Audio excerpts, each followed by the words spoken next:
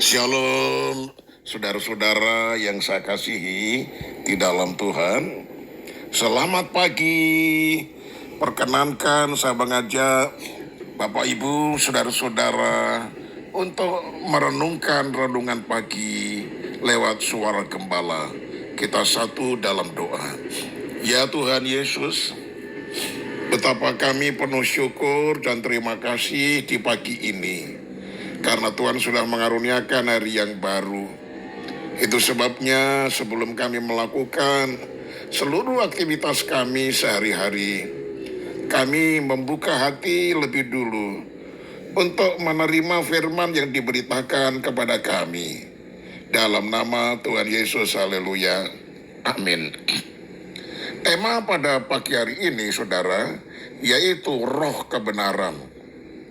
Terambil dari Yohanes 16 ayat 13, saya bacakan ayat ini secara lengkap. Apabila ia datang, yaitu roh kebenaran, ia akan memimpin kamu ke dalam seluruh kebenaran. Sebab ia tidak akan berkata-kata dari dirinya sendiri, tetapi segala sesuatu yang didengarnya, itulah yang akan dikatakannya, dan ia akan memberitakan kepadamu hal-hal yang akan datang. Nah, saudara, di manakah Roh Kudus saat ini berada? Firman Tuhan katakan, Dia tinggal di dalam kita. Roma 8 ayat yang ke-11. Ketika kita percaya bahwa Yesus adalah Tuhan dan Juru Selamat yang mati dan bangkit pada hari ketiga, sampai pada menerima Yesus dengan dibaptis dengan air dan roh, saat itulah Roh Kudus ada dan tinggal di dalam hidup kita. Artinya, Roh Kudus tidak akan pernah meninggalkan kita. Bacalah Yohanes pasal 14 ayat 16 sampai 18. Saudara, tugas Roh Kudus adalah memimpin kita ke dalam seluruh kebenaran.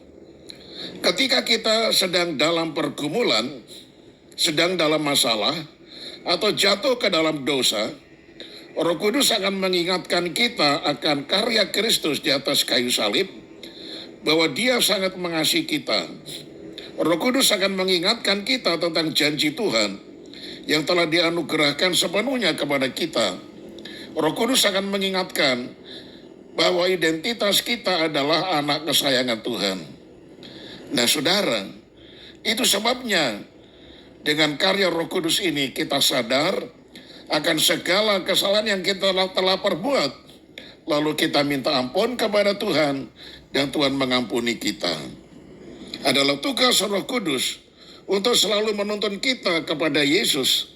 Karena saat kita berpaling kepada Yesus, kita akan menemukan jalan keluar dan jawabannya yang kita nanti-nantikan. Kita akan meninggalkan dosa-dosa kita, dan kita akan menikmati kebaikan dan kemurahan Tuhan. Nah, saudaraku yang kekasih, jadi fungsi daripada Roh Kudus itu adalah menuntun kita semuanya untuk berjalan di dalam kebenaran. Dan kebenaran itu adalah firman Tuhan.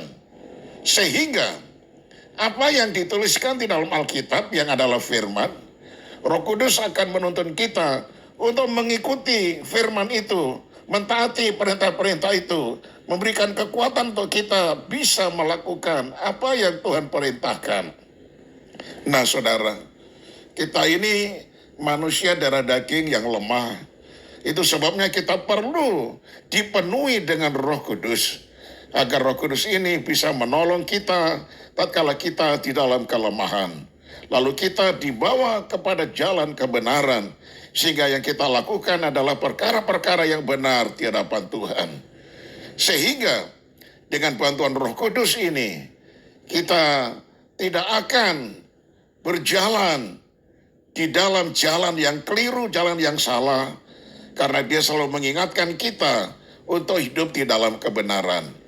Karena itu kita harus taat dan patuh kepada suara Roh Kudus, kepada bimbingan Roh Kudus, kepada suara Roh Kudus, kepada ajakan Roh Kudus, agar supaya benar-benar kita berjalan di dalam kebenaran. Terpujilah nama Tuhan. Nah saudara, jadi Roh Kudus itu sangat penting. Ada banyak hal yang kita minta lewat doa kepada Tuhan, tetapi satu perkara yang terpenting adalah doa kita yang mengatakan, Tuhan, penuhilah aku dengan Roh-Mu yang kudus. Nah saudaraku, minggu besok itu adalah minggu perayaan Pentakosta. Persiapkanlah diri Bapak Ibu Saudara, membuka hati untuk menerima Roh Kudus. Supaya dengan demikian kita dipenuhi dengan Roh Kudus dan kita dibawa kepada jalan kebenaran. Inilah renungan yang saya bawa kepada saudara.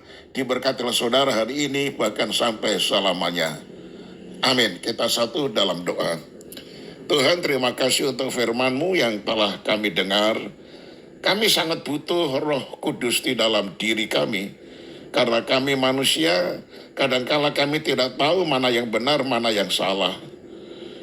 Dalam diri kami kadangkala ingin berbuat sesuatu yang baik, tetapi ternyata yang tidak baik itu yang kami lakukan. Itu sebabnya ya Tuhan, kami membutuhkan bimbingan Roh Kudus. Mari Roh Kudus, masuklah dalam hidup kami dan tinggal bersama-sama dengan kami. Dan tuntunlah kami berjalan di dalam kebenaran-Mu. Terima kasih Tuhan. Kami menyerahkan aktivitas kami sepanjang hari ini. Tuhan jaga lindungi dan pimpin kami. Dan semua keluarga kami, anak-anak kami, Tuhan jaga lindungi dan pelihara. Kami teringat saudara-saudara yang sedang sakit.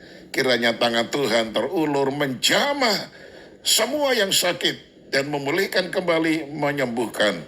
Karena itu berikanlah teguhkan dan kuatkan iman bagi saudara-saudara yang masih sakit. Terpujilah nama-Mu. Inilah doa yang kami telah bawa dalam nama Tuhan Yesus Kristus, Tuhan dan Juru Selamat kami. Haleluya. Amin. Nah, shalom saudaraku. Sampai berjumpa esok hari dan tetap semangat.